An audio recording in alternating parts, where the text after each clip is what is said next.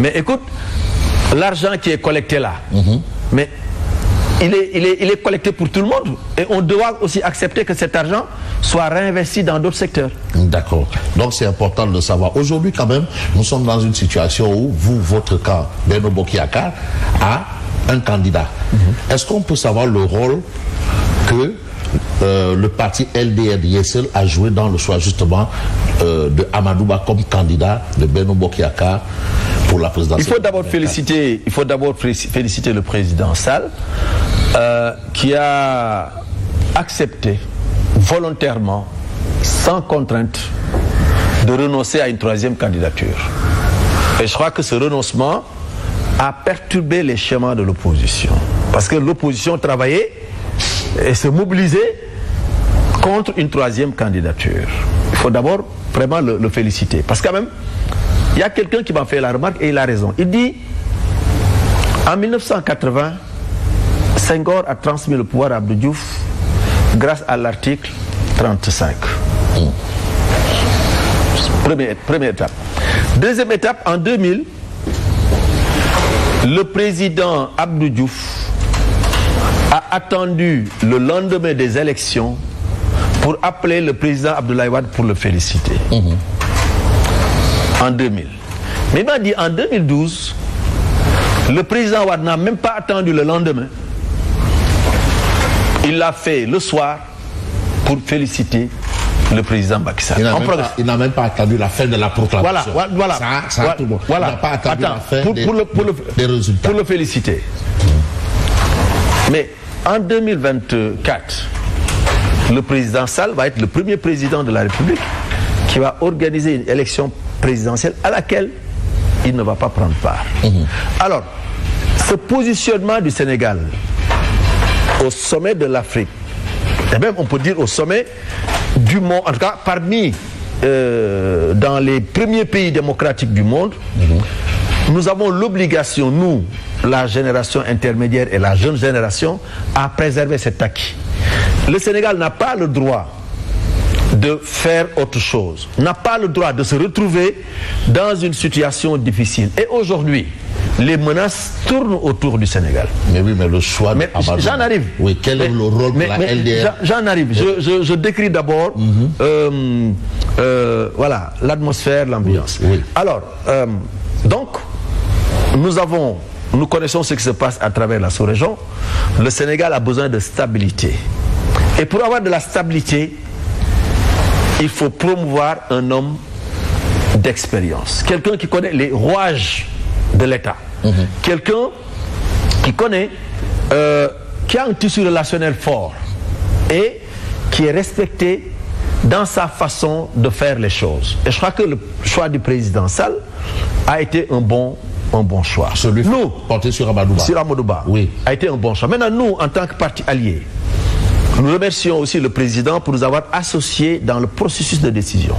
Parce que d'abord, il a convoqué la conférence des leaders pour annoncer qu'il ne sera pas candidat.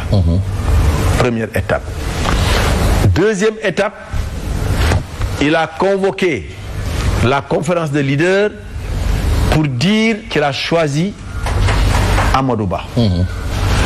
Et troisième étape, il a convoqué la conférence des leaders pour présenter le candidat Amadou Ba à la conférence des leaders de Benno Bokk Yakaar. Maintenant, nous, ce que nous avons fait en tant que parti, nous avons été présents dans tout ce processus et à chaque fois qu'une réunion est convoquée, nous avons été là et nous avons donné notre position.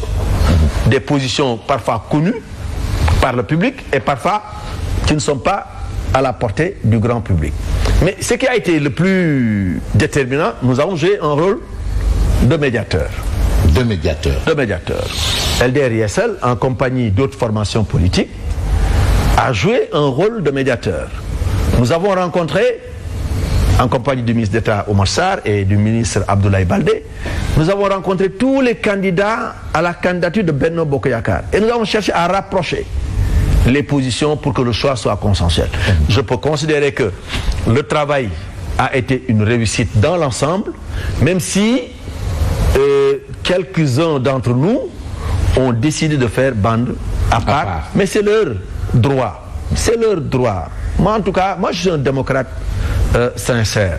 C'est leur droit. Mais ce que nous devions faire, nous l'avons fait. Après, nous avons rendu compte au président de la République. Donc, nous avons joué notre part dans la désignation du candidat Amadou Ba. Et récemment, le bureau politique de LDR-ISL, qui est un peu l'Assemblée nationale de LDR-ISL, comprenant les représentants des 46 fédérations du pays et les organes internes de notre parti, s'est réuni à la permanence nationale sur la VDN pour décider d'accompagner loyalement et sincèrement le candidat Amadou Ba pour une victoire éclatante au soir du 25 février 2024. Espérons le meilleur. Il y a quand même un candidat potentiel qui a apparemment et qui semble apparemment, on semble vouloir priver son droit de se présenter à la présidentielle. D'ailleurs, il y a un débat autour de sa personne avec la fuite de documents administratifs. Je parle de M. Ousmane Sonko. Déjà, quelle est votre lecture sur un peu les documents administratifs quand même qui se retrouvent sur la place publique? Vous savez, il faut que l'État veille et que l'État soit vigilant. Moi, je suis ministre de la République. J'ai des documents sur moi. Si je dois quitter ici demain, je dois veiller à ce que les documents administratifs trouvés ici ne se retrouvent pas dans la rue. C'est ça aussi la responsabilité de l'individu.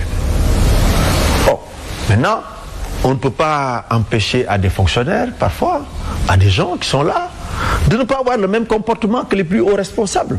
Et souvent, ça crée des dommages. Quand un dossier est classé confidentiel, classé secret, un dossier sensible, vous prenez sur vous de le divulguer, mais ça veut dire que vous êtes simplement irresponsable. Et l'État doit prendre ses responsabilités. C'est une faille de l'administration? Non, je ne dis pas, non, on ne peut pas, vous savez, vous ne pouvez pas. Écoute, moi je suis ministre aujourd'hui ministre des collectivités territoriales. Oui. Si un agent du ministère balance un document administratif, vous voulez dire que c'est une faille de l'administration des collectivités territoriales. Nous pouvons en avoir une responsabilité morale, parce que nous dirigeons le département, mais la responsabilité elle ne peut être que morale. Mais qu'est-ce qu'il faut faire pour éviter, par exemple, ce genre de désagrément? C'est ça que je dis, il faut apprendre à sanctionner. Il faut apprendre à sanctionner, il faut être vigilant, il faut bien choisir ses collaborateurs. Et veiller à ce que tout le monde respecte les règles qui sont fixées par, d'abord, la loi, par les décrets d'application, mais par aussi les arrêtés ministériels ou interministériels qui gouvernent chaque secteur. Ici, il y a des choses qui dépendent de moi, ce sont les décisions prises par arrêté. Je suis responsable de ça. Mais il y a des choses qui sont régies par des décrets, c'est le président qui signe des décrets, mais il y a d'autres choses qui sont régies par la loi. La loi, elle est votée par l'Assemblée nationale, tout simplement. Mais est-ce que vous n'aimeriez pas avoir, vous, démocrate, avoir Sonko à la présidentielle de 2024 comme adversaire politique? Non, moi je suis... parle démocrate. Non, je comprends le sens de votre question, mais bien entendu, vous ne me ferez pas dire ce que je n'ai pas envie de dire. Alors, M. Ousmane Sonko est un Sénégalais, comme moi, comme nous tous. Comme Amadou Ba. Comme Amadou Ba, comme tout le monde. Et effectivement, il a le droit d'avoir des ambitions pour gouverner le pays. Comme moi aussi, j'aurais pu avoir des ambitions, et d'ailleurs j'ai des ambitions. C'est connu. Maintenant, est-ce que j'ai considéré que 2024 n'était pas la bonne date? Oui. Alors, quand ça va se passer, je ne sais pas. Donc, on peut toujours, en tant qu'homme politique, avoir des ambitions pour gouverner le Sénégal. Mais il faut s'inscrire dans une dynamique positive et dans une dynamique responsable. Ce pays-là, nous l'avons hérité de nos pères. Nous ne pouvons pas le faire disparaître ou le disloquer. Il y a des fondamentaux qui régissent le Sénégal. Il y a des rapports entre les religions qu'il faut sauver, consolider. Il y a des rapports entre les ethnies qu'il faut consolider et sauver. Des rapports entre les confréries qu'il faut consolider et sauver. Et ensuite, il y a aussi des rapports sociaux. Moi, je respecte les aînés. Je respecte mon père. Je respecte tous ceux qui ont l'âge de mon père. Et je ne dis pas que je ferai tout ce qu'ils me demandent, mais je leur prêterai une oreille attentive, dans la courtoisie. En bon Sénégalais. En bon Sénégalais, en bon Africain. Alors maintenant, ces valeurs-là que nous partageons tous, mais il ne faut pas accepter que des gens, parce qu'ils sont des hommes politiques, décident de les remettre en cause. C'est ce que vous reprochez à son camp. Mais attends, et à son camp. Oui. Et à son camp. Mais vous suivez, comme nous tous, les réseaux sociaux. Vous pensez que les discours qui y sont tenus vis-à-vis de certains chefs religieux, vis-à-vis de certaines autorités, les appels à la violence qui sont régulièrement lancés, à l'insurrection qui sont régulièrement lancés, vous pensez qu'un pays comme le Sénégal doit tomber dans ça? Non. Dès l'instant que vous êtes parti politique, vous vous adonnez à ça, vous faites de ça votre sport favori, mais je considère que vous sortez de la légalité. Et on ne peut pas sortir de la légalité parce que tout est régi par la légalité. Moi j'ai été un opposant dur du régime du Parti Socialiste, c'est connu. J'ai fait la prison à plusieurs reprises. Ben, on m'a cassé la tête à plusieurs reprises. J'ai humé les grenades lacrymogènes. Mais j'ai jamais pensé qu'on devait se mettre dans des dispositions pour insulter des chefs religieux, par exemple. Alors que, en ce moment-là, certains chefs religieux supportaient Diouf. Vous avez vu des gens de son coin insulter des autres. Mais ça, vous-même vous l'avez vu en réalité. Non, en fait, mais vous-même vous l'avez vu. Ah, moi, tout le monde l'a vu. Tout le monde a vu. Non, tout le monde a vu dans les TikTok, dans Facebook, dans ce que vous voulez, tous les réseaux sociaux. Tout le monde a dit des gens qui se réclament de lui et qui insultent les chefs religieux. Mais est-ce que c'est lui qui leur donne l'autorisation de le faire? Alors moi, si demain quelqu'un se réclamant de moi insulte un chef religieux, je l'appelle, je lui dis, tu retires tes propos. S'il ne le fait pas, on se sépare. C'est aussi simple que ça. S'il ne les supporte pas, est-ce que vous avez entendu? Vous l'avez entendu dire, je regrette, je déplore, je condamne, et que tel est renvoyé du parti? Il ne peut pas le faire, il subit la restriction de... Mais non, mais avant qu'il ne... mais ça c'est les conséquences. C'est plutôt ce comportement-là qui a amené ces conséquences-là. Donc, moi je crois qu'il y a parti politique et parti politique.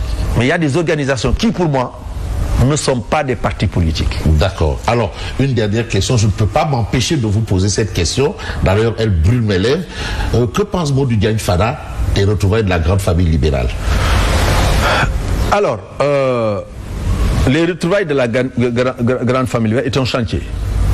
Est un chantier sur lequel, en tout cas, personnellement, je travaille. Et je suis très actif dans la reconstruction de la famille libérale. Nous avons un père spirituel que nous partageons, le président Abdoulaye Wade, que Dieu fasse qu'il reste encore pendant longtemps parmi nous, qui, en 1974, a décidé de créer un parti politique.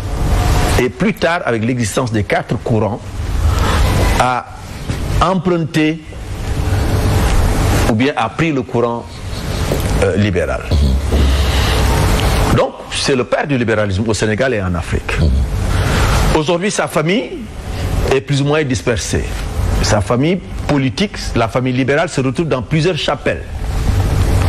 Mais le moment est venu maintenant de voir comment trouver une forme de collaboration, une forme d'entente entre les membres de ces différentes chapelles pour que le libéralisme puisse continuer à gouverner le Sénégal.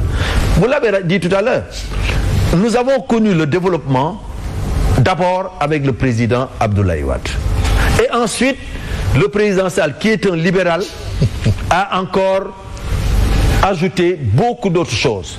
Donc la voie de l'émergence que les libéraux ont réussi à tracer, cette voie-là, elle doit se poursuivre.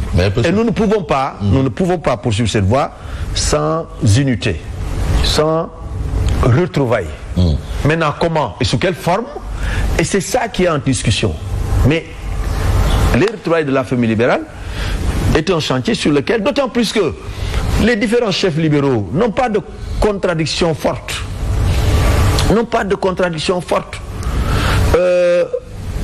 nous devons pouvoir nous retrouver. Est-ce qu'on va créer un même parti? Je ne sais pas. Non, mais le parti il existe déjà, c'est le Parti démocratique sénégalais. Non, le Parti démocratique sénégalais aujourd'hui ne rassemble pas tous les libéraux. Oui, mais... il ne rassemble pas tous les libéraux. Il y a des libéraux. Opération Nibissi. Nibissi où? À ISL.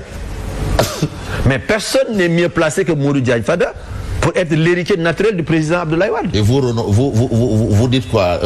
Karim Wade, qui est le candidat de ce parti, est presque l'héritier. Karim Wade est le fils biologique de Wade, ça c'est connu. Mais le fils politique, en tout cas qui incarne l'avenir, c'est Modou Diagne Fada. Ça aussi c'est connu. Mesdames et messieurs, merci de nous avoir suivis. Je donne rendez-vous dimanche prochain pour un autre numéro de Toute la vérité.